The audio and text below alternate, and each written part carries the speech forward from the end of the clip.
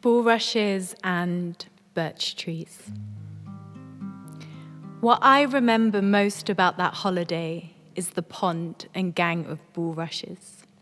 I remember the older girls who were staying in a barn near ours, how they would smoke by the mouth of the water, then throw their cigarette ends in. They seemed so self-assured, mouths pink and red, all belly tops and protruding rib bones. They were probably only about 17, but I viewed them as gods. Every time they swore, I would blink as if something harsh had been flicked into my eye, sitting on the grass close to them with my batteryless Walkman on just so I could hear them speak.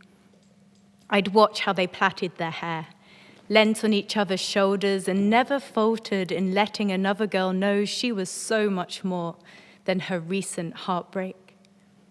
I remember that, and I remember falling in love for the first time. It had been the same holiday every year. We packed ourselves into my dad's grey Skoda.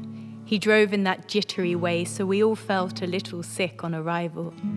My aunties, uncles, cousins normally got there before we did, so were outside when we arrived, arms frantically waving, tea brewing, scones jammed and creamed.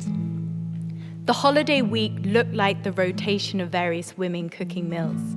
My brother and I fighting for attention, me climbing onto the bench to sing the latest chart hits, him pulling his pants down in the middle of a restaurant, a trip to the water park, rock pooling in search of crabs, one-car boot sale, and the boredom of a local railway museum. On the day I met him, I decided on a neon green bikini that ties at the sides.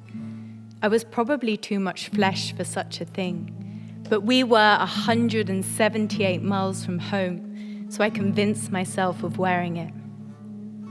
I remember his dad told me to speak to him, said something like, "Why don't you play with my kid? He's about your age." The boy in sun-yellow swimming trunks, his shoulders covered in freckles, his hair the blend of sunrise.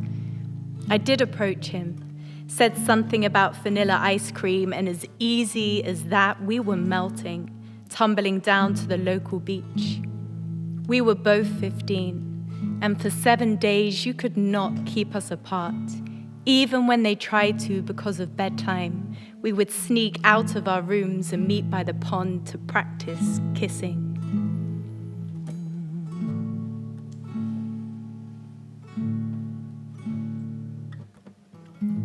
He's a boy about your age. Both the same, but difference pulled you in. See the boy whose dad was acting strange. Gentle fingers, let the games begin. It is this, the first kiss in which you lose something. That something begins to pass between you, be it through the kiss, the conversations, the exchange, but it is no longer yours. What once belonged opens up and gives. Because love, or at least the idea of it, promises all the things you have been looking for. All these things are centered around the fact that someone else has chosen to witness you and in some way say, that is enough. At some point, I leave, or he leaves. Who knows what comes first? We both promise to write and never do. Back home, I cry into the pillow until my face is the pond and the smoking girls become the mattress I fall into. It is the girls who go everywhere with me from there on in, or some version of them anyway. Sometimes we watch Stalin split and unite again, and I tell them of my day's failures. Other occasions we thunder around a festival filled, hands holding vodka, mouths shooting all the lyrics to Rihanna songs.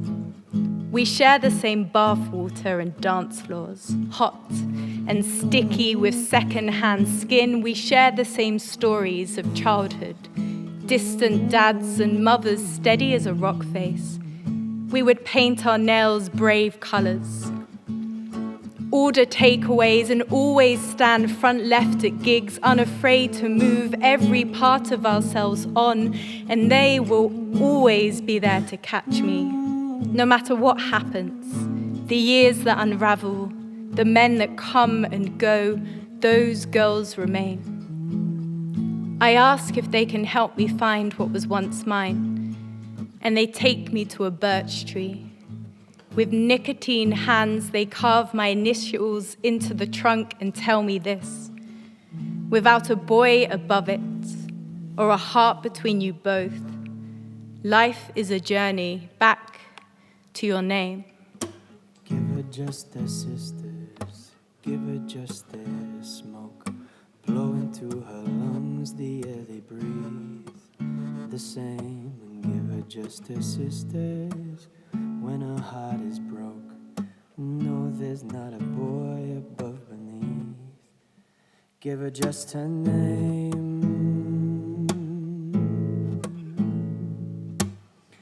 She's a girl among the gods, mouth of pink and body held in green and blue. And see the girl who stands against the odds, losing youth but finding her a queen or two. And give her just her sisters, give her just their smoke, blow into her lungs the air they breathe, the same. And give her just her sisters when her heart is broke. No, there's not a boy above beneath, but give her just her name. Or give her just her name.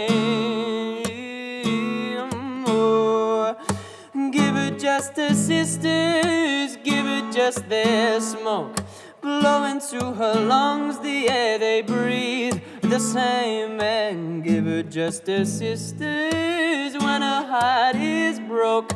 No, there's not a boy above beneath, but give her just her. No, there's not a boy above beneath, but give her just her.